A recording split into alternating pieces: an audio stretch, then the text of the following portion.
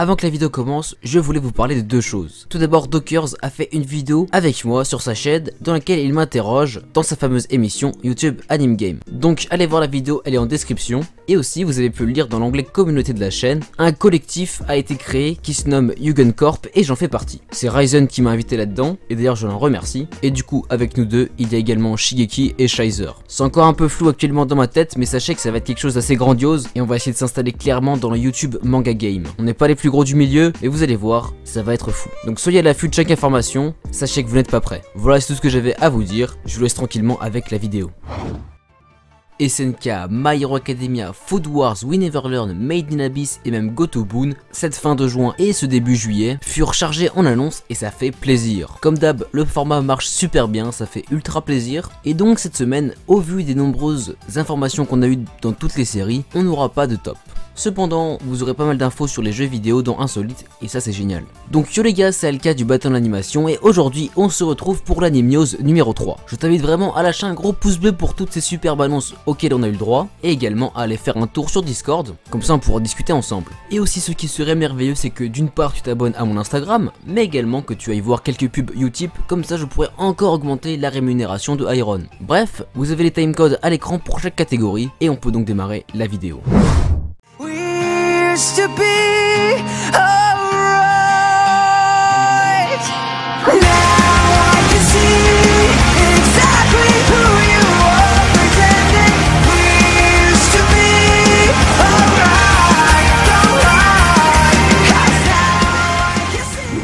Avant de nous lancer dans les suites, toutes mes informations viennent du site Adala News et comme c'est un site de confiance, je t'invite à y aller assez fréquemment pour que tu consultes toi-même les nouvelles infos sur tes animés préférés. Voilà, maintenant que c'est dit, allons-y avec les suites.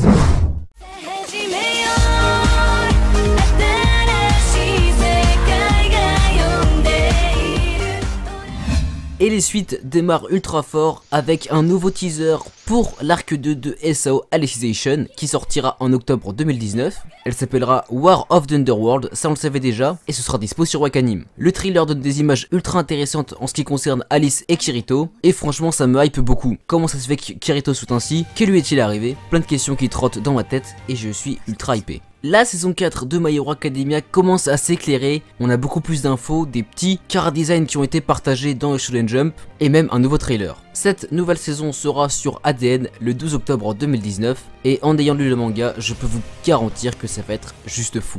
Bon, voilà une info qui doit parler à un peu moins de monde. Miuyo Eroji aura le droit à une saison 2. On n'a aucune information sur la date. Voilà, c'est juste pour vous partager qu'une saison 2 a été confirmée et on a eu le droit même à une image promotionnelle. J'avais regardé l'épisode 1 de la saison 1, j'avais pas spécialement accroché. Mais bon, s'ils ont fait une saison 2, c'est que ça a dû bien fonctionner au Japon et même que des gens ont apprécié. Donc voilà, j'espère que certains ont été heureux de cette annonce. Au sujet de la saison 4 de Food Wars annoncée pour octobre 2019, on a eu un nouveau teaser vidéo et même des affiches promotionnelles. Mis à part ça, on n'a pas de nouvelles informations, mais à mon avis ce sera l'adaptation de l'arc final du manga, vu qu'il a été terminé assez récemment. Alors je sais, il y a eu 3 chapitres en plus, mais ça changera au fait que la série va se terminer, et que l'anime aussi je pense. Également, Yatogame-chan Kansatsu Nikki aura aussi une saison 2. C'est un animé qui est sorti durant le printemps 2019 et ce fut sympathique. Et savoir qu'il y a déjà une saison 2, ça fait plaisir et c'est sympa. Et ça par contre, je suis ultra content. We Never Learn aura le droit à sa deuxième saison en octobre 2019. Donc c'est ultra bientôt par rapport à la saison 1 qui est sortie il y a à peine quelques mois. Ça fait ultra plaisir. Et vous avez un petit sondage en haut à droite dans lequel je vous demande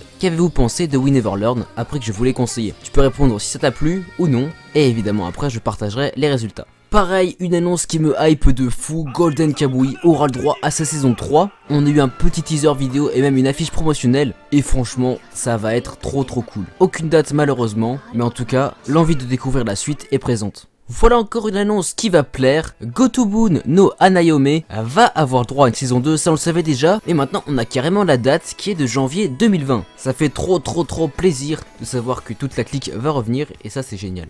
Et on termine les annonces concernant les suites d'animés avec la 4ème saison de SNK qui a été annoncée pour octobre 2020. Normalement ça va adapter l'arc final au complet et j'ai super hâte de la voir parce que moi en manga je me suis arrêté au scan 110 à peu près. Du coup j'ai un peu de retard et je pourrai découvrir les nouvelles infos du coup avec l'animé. D'ailleurs, comme on parle de SNK, j'aimerais faire un peu de pub à SNK France, une chaîne YouTube et un compte Twitter qui partage toutes les infos au sujet de SNK. Dès que cela parle un peu de l'attaque des titans, ils partagent les infos, ils en parlent et font des reviews sur les scans et épisodes. Donc vraiment, si tu kiffes cette série, fonce voir leur chaîne, je pense que ça leur ferait ultra plaisir. Voilà pour les suites, on a eu plein de choses, ces vacances d'été démarrent chargées, mais il est temps de passer aux animés qui ont été dévoilés.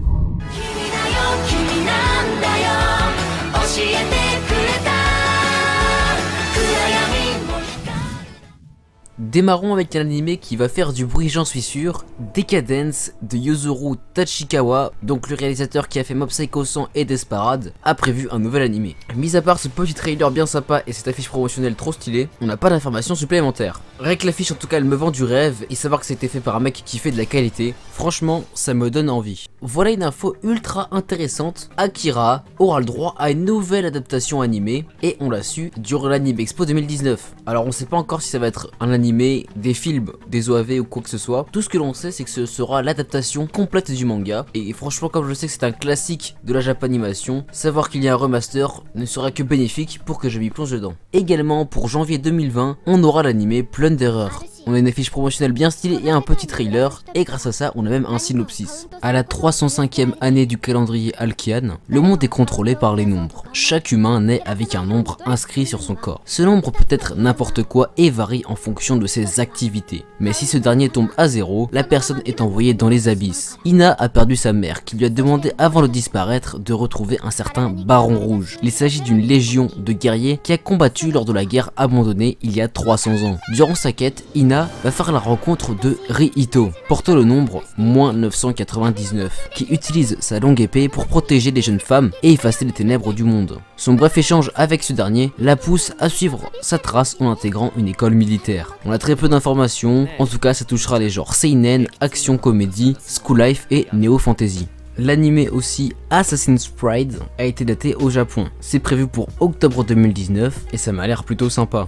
L'histoire se déroule dans un monde où seuls les nobles sont capables d'utiliser le mana. Il n'y a donc que eux qui peuvent défendre les villes et villages de ce qui les menace. Mérida est une jeune fille exceptionnelle, mais dans le mauvais sens du terme. Bien que née noble, elle est incapable d'utiliser la magie. Le jeune Kufa est choisi pour l'aider à développer son potentiel, ou plutôt l'assassiner si elle devient incompétente. Ça a l'air assez sympa, ça parle d'assassinat, avec une histoire en fond assez intrigante et intéressante. Non franchement ça me tente bien. Un nouvel anime a été prévu pour l'automne 2019 au Japon et il s'agit de Onzuki no Gekokujo. L'histoire nous entraîne dans le quotidien de Urano, une jeune diplômée de 22 ans, passionnée de littérature, qui décroche un job en tant que documentaliste à l'université. Cependant, suite à son décès, elle se réincarne en petite fille de soldat dans un monde médiéval où le taux d'alphabétisation est faible et où les rares livres sont destinés à la noblesse. En plus de devoir en apprendre plus sur ce monde, elle garde l'objectif de devenir bibliothécaire, ici malgré son jeune âge. Bon voilà, c'est un isekai qui a l'air sympa, un peu novateur comparé à d'habitude, moins axé sur le combat, plus vers la tranche de vie, la comédie et le shoujo. Ça peut être sympa et surtout à regarder sans prise de tête. Petite information rapide, Nekopara aura le droit à un animé, on n'a aucune date, mais en revanche on a eu un petit teaser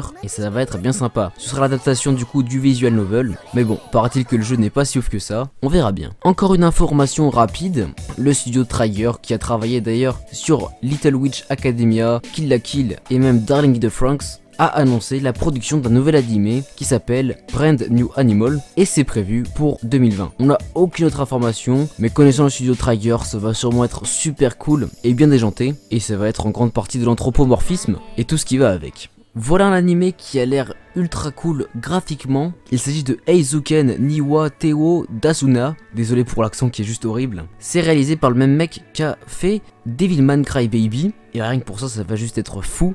Du coup, graphiquement, c'est un peu spécial. Mais généralement, ce n'est pas très dérangeant et même appréciable ce style. Et donc, voici un petit synopsis. Nous suivons le quotidien déjanté des lycéennes Midori, Tsubame et Sayaka, membres du club Eizuken. Donc c'est un club de recherche vidéo. Ensemble, elles décident de réaliser un animé. Midori est nerveuse à l'idée de créer un animé seule. Et du coup, elle rencontre Tsubame, qui semble être une fille aisée et rêve de devenir animatrice. Sayaka, la meilleure amie de Midori, a le sens des finances pour mener le projet à terme et se joint à elle dans leur quête.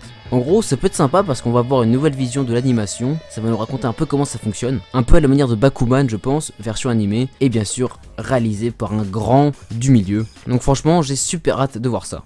Et donc on termine avec les annonces concernant les nouvelles séries animées avec Nuki God Bless Me, parce que le nom japonais était beaucoup trop long. C'est prévu pour octobre 2019, donc l'automne, et c'est l'adaptation d'un light novel. Âgée de 10 ans, Adele Bon Asham, la fille aînée du vicomte, se souvient d'un événement passé, lui provoquant le terrible maux de tête. Dans sa vie antérieure, elle se nommait Misato Kurihara, une jeune fille de 18 ans qui a perdu la vie en essayant de sauver une personne et rencontra Dieu. Celle-ci lui demande de faire en sorte que dans sa prochaine vie, ses capacités demeurent moyennes, en raison du fait qu'elle n'a pas pu profiter pleinement de sa vie à cause des nombreuses attentes de son entourage. Bon, ça a l'air assez spécial, je ne sais pas si je regarderai. Encore un isekai, nous verrons bien. Bon, il y en a eu un bon paquet, et je te propose maintenant de passer au film.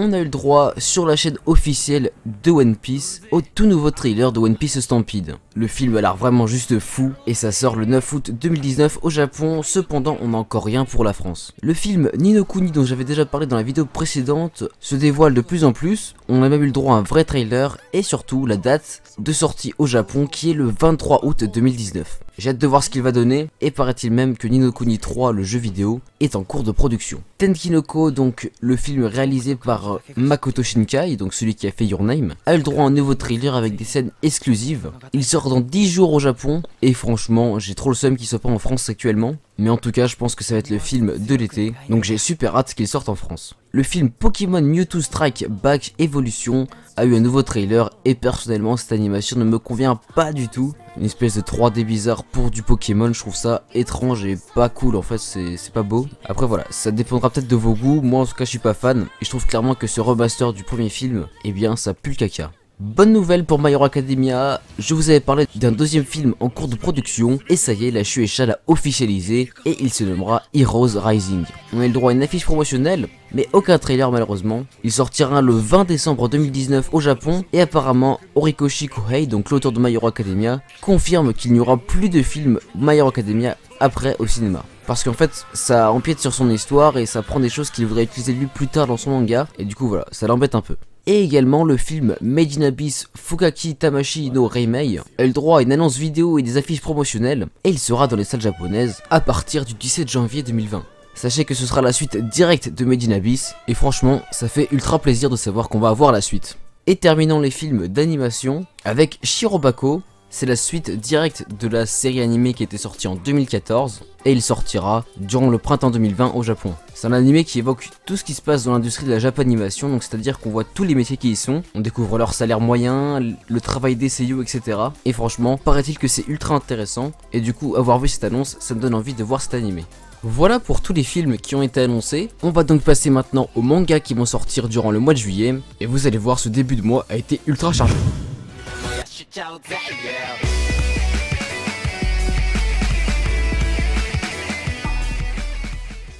Donc commençons avec le 3 juillet et l'éditeur Nobi Nobi a sorti le tome 3 de Astra Lost in Space et le premier tome de Fairy Tail, la grande aventure de Happy. Kazé a sorti le tome 6 de We Never Learn, il était juste génial, et le tome 19 de Black Clover. Glénat a sorti le tome 7 de Dr Stone, le tome 8 de Dragon Ball Super, le tome 5 de la réédition de Gun Last Order, et enfin le grand le magnifique tome 91 de One Piece. Pika, en revanche, a sorti le tome 19 de Dreamland, le deuxième tome de Bakemonogatari, le tome 5 de Grand Blue Fantasy, le tome 3 de Romeo vs Juliet, le tome 10 de To Your Eternity, le tome 19 de UK Holder, et le tome 28 de Yona, Princesse de l'Aube. C'était plus léger pour Delcourt Tonkam qui a sorti seulement le tome 30 de Food Wars. Chez Soleil Manga, on a eu le tome 10 de Gamblin School, le tome 5 de Gamblin School Twin, donc un spin-off, le tome 21 de Prison School, et enfin le tome 6 de Zelda Twilight Princess. Et pour terminer avec les sorties du 3 juillet, on a eu le tome 12 de The Rising of the Shield Hero chez Doki Doki. Passons au 4 juillet et on a eu beaucoup de tomes chez Kurokawa, notamment le 16e tome de One Punch Man, le deuxième volume de Blue Eyes Sword, le tome 1 du spin-off de Goblin Slayer qui s'appelle Year One et le tome 11 de Mob Psycho. Et chez Kiyun, on a aussi eu du lourd avec notamment le tome 19 de My Hero Academia et le tome 3 de Beyond the Clouds. Ensuite, le 5 juillet, nous avons eu le tome 6 de Made in Abyss chez Ototo, le tome 4 de Mayball et le tome 2 de SO Alternative Gun Gale Online. Ensuite Pika le 10 juillet a sorti le tome 15 de Fuka. Et enfin Meian clôture la section manga avec la sortie des 2 premiers tomes de Balthazar, La guerre dans le sang. Et aussi les 2 premiers tomes des 7 Ninja Défus le 25 juillet. Donc les sorties étaient surtout concentrées au début du mois et le reste de juillet sera plutôt tranquille.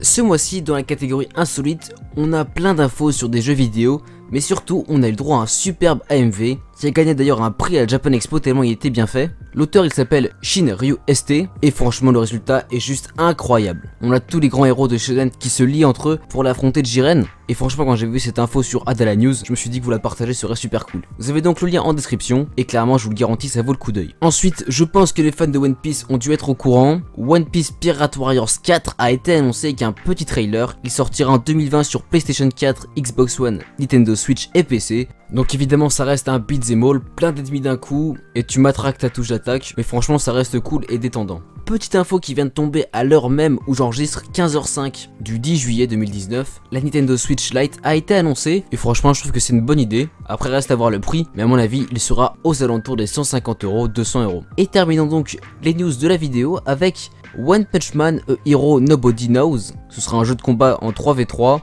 ça a pas l'air super fou comme Saitama a l'air juste pété quoi, mais au moins ils ont relevé le défi et c'est ça qui compte. Ça sortira sur PS4, Xbox One et PC, et on n'a aucune date pour le moment. Voilà, la vidéo est terminée, je vous remercie de l'avoir vue. Comme vous le savez bien, ce format est très fortement inspiré de l'Otaktu de Lucas TV, mais comme il ne l'a fait plus, je me suis dit que j'allais reprendre un peu son format et le mettre à ma sauce. Donc voilà, merci à vous de l'avoir regardé, on se redit à très bientôt pour une nouvelle vidéo. C'était Alka, bye tout le monde.